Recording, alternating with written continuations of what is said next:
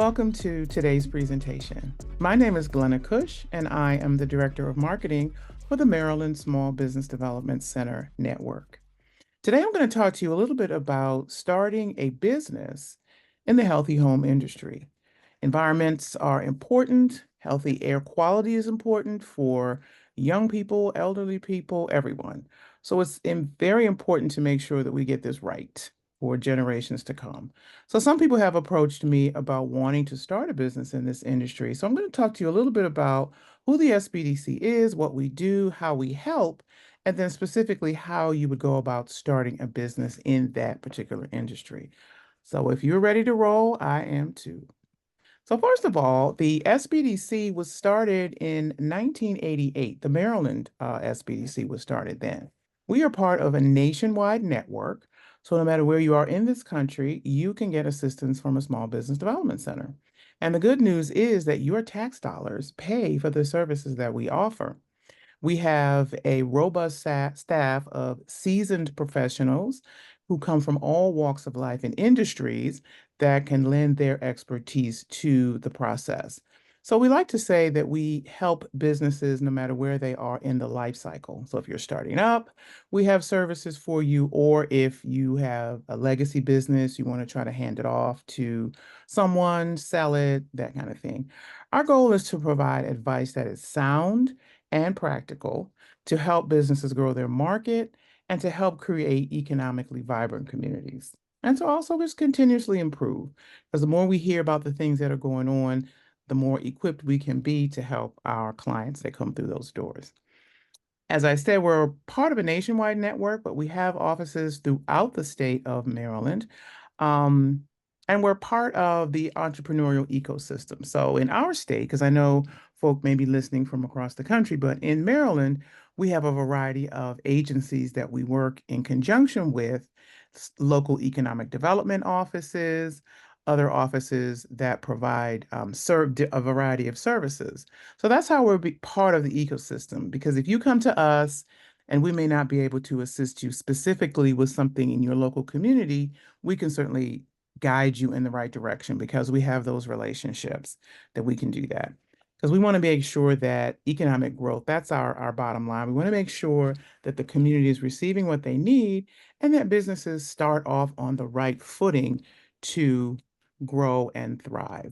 So the way that we offer our services is through no-cost business consulting. That's right, no cost, because your tax dollars are paying for that. And we also get funding from the Small Business Administration.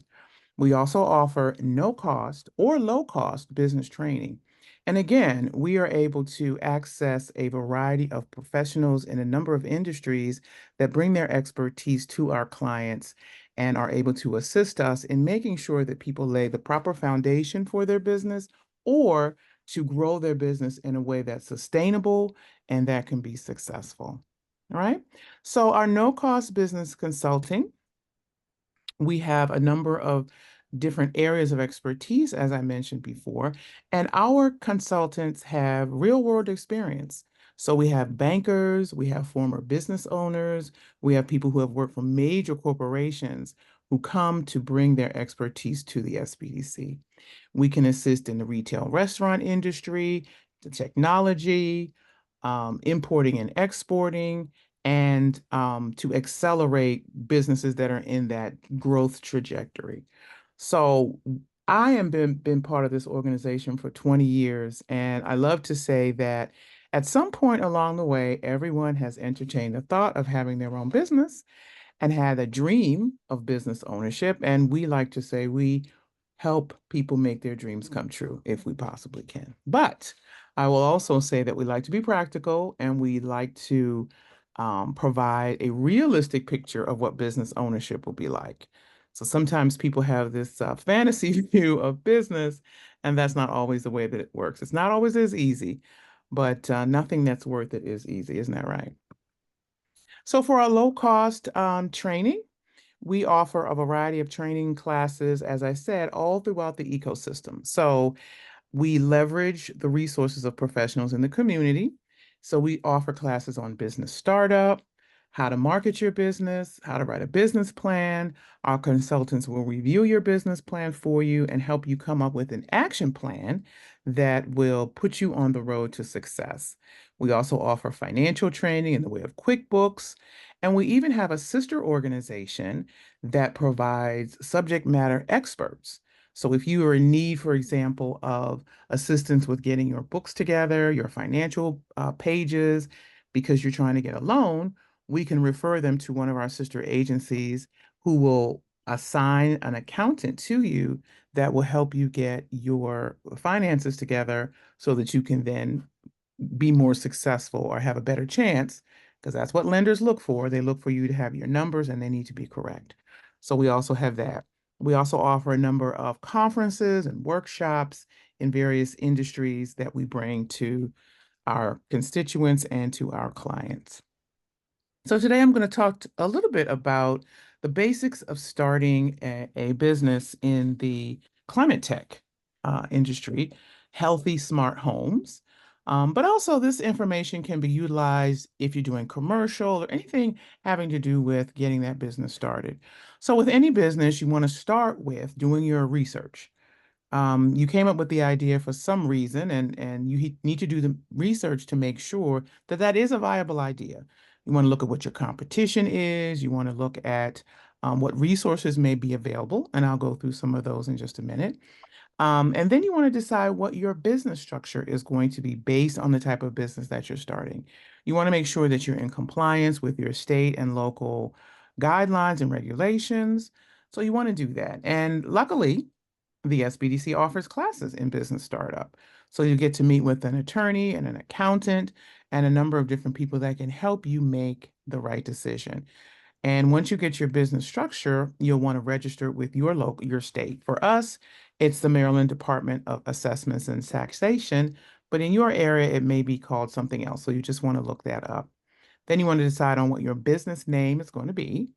And you want to look that up as well. You want to make sure that no one else has that name, because the last thing that you want is to start your business and then you get a letter from someone else saying, you're using my name and you have to cease and desist. So we don't want that. So those are just some of the basics. You want to make sure that what your competition is, as I said before, because if someone is doing something similar to you, you want to do a little homework. You want to be a fly on the wall and learn what they're doing that you may be able to do differently, or what they're not doing that you may be able to bring to the table um, to have a different spin on your business. Okay, then you want to make sure that you get your licensing and your permits. So in Maryland, we have an office called the onestopmaryland.gov. And depending on the service that you're going to be offering, you may need an air quality state permit to operate in the state of Maryland. So you want to get in touch with them because you don't want to not be in compliance, because you can be shut down pretty quickly. So you want to make sure that you connect with the proper agencies within your state and local jurisdiction, because on the one hand, you have the state that you're in that has certain guidelines, but then you also have the local jurisdiction that you're going to be functioning out of. They have separate guidelines. So you want to check with that for the local permits. County offices can usually assist you with identifying the proper permits to do business legally in your county. Especially with the different things that have to do with air quality and going into people's homes and things like that. You want to make sure that you have the proper licensing and credentials to be able to do that. And look into some training. A lot of these agencies offer workshops and different trainings on the things that you'll need to know to be in that specific industry. Okay. So like I said, some of the state regulations that you need to know, you want to look that up to your specific state. You want to familiarize yourself with the air quality regulations, to ensure that your business is in compliance. And for the state of Maryland, I provided the link for you there. And these are live links. So I believe that this is going to be uploaded so that you can be able to access it and click on the links. And even if you're out of state, you'll see the office that does it in Maryland, and then you'll be able to research that same office in your own state. Then you want to make sure that you adhere to federal guidelines. And those federal guidelines are established by the Environmental Protection Agency. That is a federal agency located in Washington, D.C. And they have local offices as well, but you want to contact them to make sure that you're in adherence with the federal guidelines that may exist in relationship to what you're planning to do. And they can also provide you with the most recent data as it relates to quality indexes and other policies and procedures that are in play. This is a fast-moving industry. New information is coming out on a day-to-day basis. So it's going to be your responsibility to make sure that you know all the nuances and all the guidelines that you'll have to follow and where to find those guidelines. There's a lot of resources out there, but sometimes if you don't know what question to ask, you may not get the answer that you need. So you definitely want to do that. All right. So now I'm going to go over a few resources if you're starting up your business.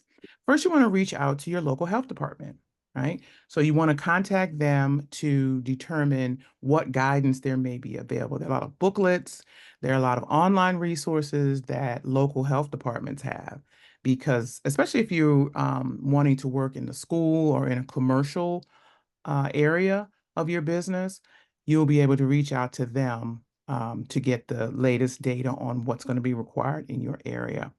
Then you also, again, want to reach out to the EPA. They really have a lot of resources there. If you go to their website, you'll see a lot of information that's available with regard to regulations and things that they're looking to in the future. Because if you're just starting your business, you're going to need to know what's coming down the road. You don't want to get all entrenched in something that you think is current, and then 6 months later, 8 months later, they've changed to something else. And you want to make sure that you stay on top of those things, right? Then you also want to reach out potentially to the Department of Energy. So these are all federal agencies. One that I like is the Weatherization Assistance Program. Now, this program actually has funding available that may help improve air quality in low-income homes. That's one of the things that they have found out in certain areas, especially in our area, there was some issues related to asbestos and some of those older homes in the city. And they had to do a lot of work to clear those things out and make sure that kids weren't eating the paint. We've all heard those stories. But the Weatherization Assistance Program will provide funding for businesses who want to help those who are in certain economic areas to be able to get them up to speed and help them with the energy efficiency and the clean air within the home. Smart, healthy homes, because those things impact the way people learn, the way people sleep, people's breathing, and things like that. So you just want to make sure that you know what is required, one, but you also know what they can help you with. Sometimes they can refer you to other agencies that may be able to assist you as well. So I also recommend that people reach out to the Small Business Administration. They have several loan programs that can help you finance equipment and facility improvements. And SBA loans are typically very low interest and have very generous terms. So you may have a lot longer to be able to pay those back than you would from a traditional lender. Of course, you can go to a traditional lender as well, and some people certainly do that, but definitely consider the SBA as one of the programs that you can offer, because you'll have to put up some collateral, but they have certain programs that the collateral can be the building that you're going to purchase. So you don't have to put up your own home or anything like that. The collateral becomes the commercial building that you're purchasing. So there's a definite benefit to that. And again, if you work with a small business development center, they can be able to guide you in a direction. Several of our consultants were former bankers. So they have a lot of familiarity with these lending programs. They have relationships with local banks who work in conjunction with the SBA to deliver these loans. So you definitely want to consider working with a small business development center. And again, that is no cost to you. Your tax dollars are paying for the services. So you want to make sure that you're in compliance out of the gate. Don't wait until down the road when something happens and then you reach out to the SBDC and you find out you could have avoided some challenges because we want to be your 411 call and not your 911 call. All right. So there are also grants available through the SBA and other entities. They can offer you assistance on how to identify federal grants and other federal programs that might be available in this particular industry. Now, if you're someone who has an invention or something that you think that you've created that could really enhance the indoor air quality or somehow make things more efficient, you could qualify for what's called a Small Business Innovative Research Grant. So it comes in phases, and what you would do is you submit your proposal, and in that proposal, you say, here's my invention or here's my idea, and here's what I think it can do, and you will receive a phase one grant to sort of put your prototype together and begin the process of developing your product. So there are funds available to help you with product development, which is a great thing.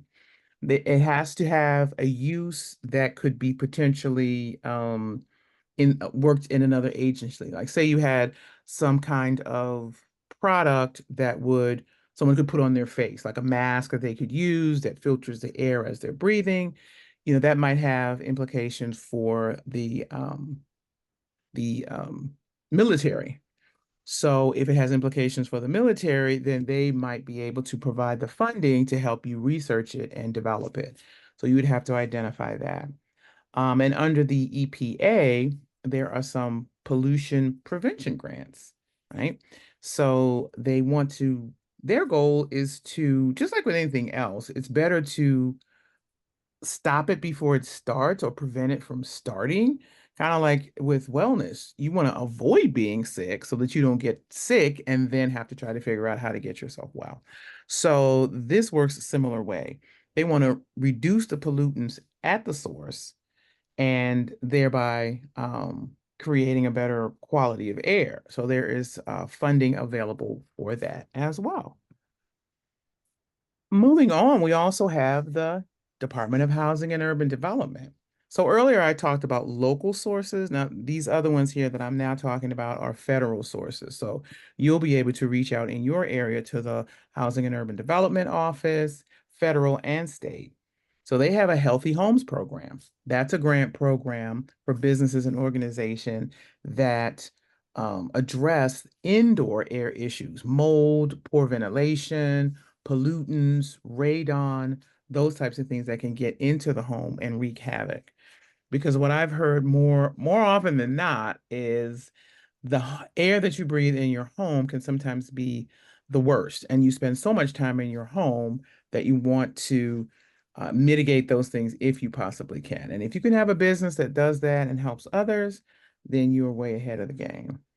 Another agency that has funding through grants is the National Science Foundation. They are focused on projects that monitor air quality and control pollution. So if you have a business or an idea that falls into that category, then you might want to reach out to the National Science Foundation. And then the National Institute of Environmental Health Sciences, they also have a grant. They support research that focuses on indoor air pollution and environmental health and the impacts of breathing in certain types of pathogens that can impact your respiratory system and other things like that. So that's another source. But I will encourage you before you start delving into some of these agencies and this funding and this grant, go back to the beginning and get your business started. Make sure you have a proper foundation, your licensing is in place, you understand the types of things that are going to be necessary for you to be compliant before you do any of those things, reaching out to some of these agencies, because those are the questions that they're going to ask you.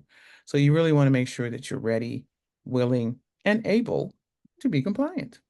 So that concludes my brief presentation. And I encourage you again, if you have a small business development center in your state, which all of us do, all of them do, all states have an SBDC because we're a nationwide network, reach out to them. You can start with the basics, take a class on how to start a business. Then they can help you with your business plan. They will assign you to a consultant, and that consultant will evaluate your plan for you, help you with the tweaking of it and getting it down so that you kind of have a roadmap. I mean, you wouldn't get in the car if you were going to California and just say, I'm just going to drive west because I know California is west. I'm just going to start rolling and I'll get there eventually. You want to be more efficient and get there as quickly as possible. So you want to know what pitfalls there may be, what issues may be on the road, roads may be closed. You want to know all of that. So sitting down and taking the time to put a plan together first is the way to ensure that you're more successful and more efficient in the development of that business. So I thank you for your attention, and I think Aaron may have some questions for me that I'm happy to answer. Yes, I do. Great job. Great job. Thank you so much Absolutely. for the presentation and all the resources that you had there. I guess my question is for you is to maybe pull out your crystal ball. You mentioned a lot of federal funding resources. And I know the federal government currently is a little bit in flux, and a little bit of um, not being sure what's happening and grant funding being cut in different places. What are you seeing on your end when it comes to federal funding resources? Well, the good news, excuse me, the good news is that a lot of these funds are determined by Congress as part of the budget. So once that's put in there, it stays in there. And a lot of these things have already been established for a while. So they're already in existence. Newer programs that may want to be newly established, they may have some challenges with that. But if a program is already in existence and it has been running for a while, you may have, and the funds are already set aside for that purpose, then it's less likely to be impacted. Okay, That's okay. my best guess there. Everything's subject to change, so I can't guarantee, but That's the way it's supposed to work, right? yeah, absolutely. So what recommendation would you give to an entrepreneur who's watching this, who's has what they think is product market fit and they're ready to scale and they're looking to take on some VC funding? How can the SBDC assist them with that? Well, we have a really great, at least in our state, we have a really great team of financial gurus. They have come from the banking industry. Most of them, if not all of them, have been former bankers. So they keep their finger on the pulse of the VC community, what funding is available. And I tell people a lot of the time that one of the benefits of working with an SBDC in that way is that they can pick up the phone and call one of their former colleagues at any of the banks. Sometimes banks may not be funding certain projects, but they're not going to tell you that. They're just going to deny your loan and they won't tell you why. The SBDC consultant can pick up the phone and say, hey, I have this client here. This is the project. It looks pretty good. And they may say, yeah, no, we're not funding those types of projects right now. So you wouldn't get a ding on your credit for Hmm. them doing a cursory search. If somebody can make a phone call and said, okay, we're going to pass, no harm, no foul, and then they'll go on to the next person that they may know that may be able to fund that. Hmm. So, and also looking at your numbers. And as I mentioned before, we have a sister agency. If you come in and you think you're ready to scale and you have everything ready to go, doesn't hurt to have somebody look at it because you want your loan package to be as tight as possible. Hmm. So we can refer clients to this sister agency. They are staffed by subject matter experts in at least 15 different areas. And one of those is accounting. So they will assign you to a professional accountant, and they'll work together with you to make sure that your QuickBooks is together, your profit and loss statements, and all other financial projections that you're going to need for that loan are in place and correct. And then they'll refer you back to your assigned consultant, and then they'll take you through the rest of the process for packaging that loan. Nice, nice. I saw in your presentation that there's a new business sustainability center.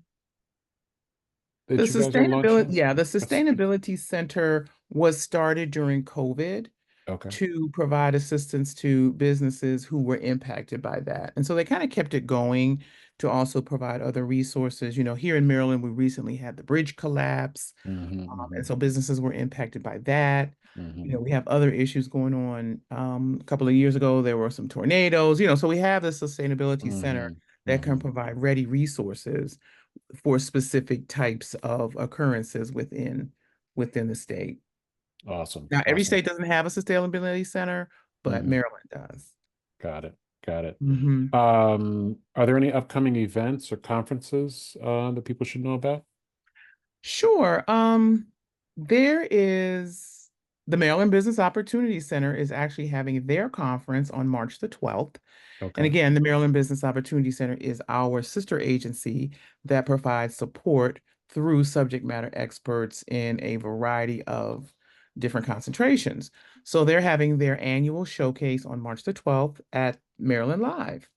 And so there will be um, you'll be able to network with people who have gotten assistance from the program.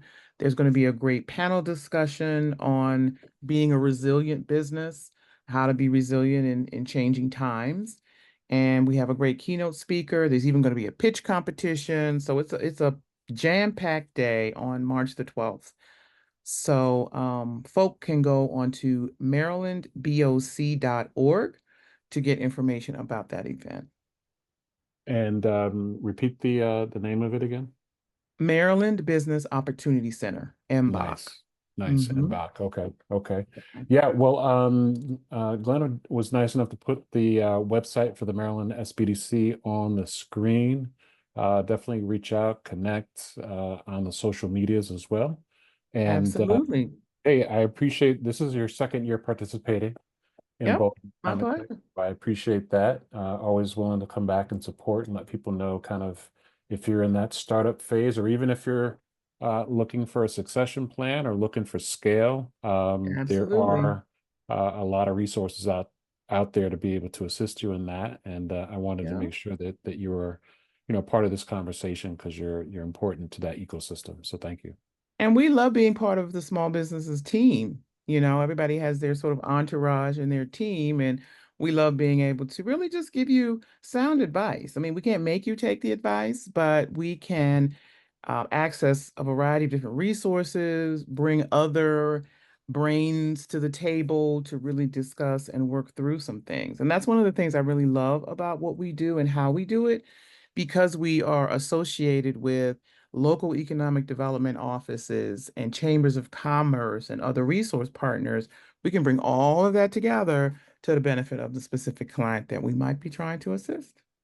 Well, let me ask you that actually sparked another question. What would you say is the biggest barrier to adoption? I mean, entrepreneurs, we have everybody's got a new idea, right? Yeah, And sometimes the new ideas can be dangerous, especially if you've got some funding on the sidelines.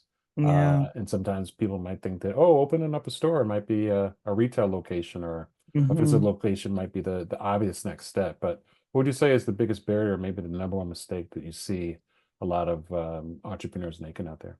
I think having an unrealistic expectation. We're living in a fast-paced social media world right now. And so you Mhm. look online and you see it looks like that person just started the business yesterday and they're making millions of dollars already. But that's not the reality of it. Overnight success is never overnight. And a lot of times people come into it with, an lack of understanding because they didn't do their homework. They didn't really look it up. They just thought, oh, wouldn't it be great if? They really need to take the time to do the homework about it. And sometimes they get frustrated because, the consultant's going to push back on you a little bit, because the last thing that we want is for people to go out there all willy-nilly, get funding and do all these other things. And then it turns out it's not a good idea. There isn't a market for it. So those are the other services that we can offer, that we do offer. Feasibility. We can help you do a feasibility study. Does this even make sense to go into this business? And so I think that's the challenge for most people. They don't realize business is called business because it's work. And it's not, people think I'm going to start a business. I'm going to be able to go on vacation when I want. I'm going to have, mm-mm, nah, maybe one day, Maybe one day. not in the early stages. It's the straight hustle. And you know that as well as I do. Absolutely. Got all the Yeah. gray hairs to prove it, Yeah. for sure. All right, Glenna, And thank being you a so much. business owner myself, I understand that all too well. Yes, but you don't have the gray hair, so something Yeah. must be working. Yeah. I got gray hair. They're in there somewhere. We can talk about it. Don't look too close. Oh, you see, well, you notice I don't have the video on full screen, so. Huh? But I said I don't have the video on full screen, like where you can see our gray hairs. But anyways, Good. uh, Good to know. hey, thank you so much. I appreciate it, and you have a great day. My This has been pleasure. great. And This I has been wish great. everyone out there the best of luck in all that you do, whatever business you try to start. I hope that you're very successful and you leave a legacy for others to appreciate and enjoy. So There thank you go. you. Thank you so much, Glenna. You're welcome. All right, have a good day. You too. Bye-bye.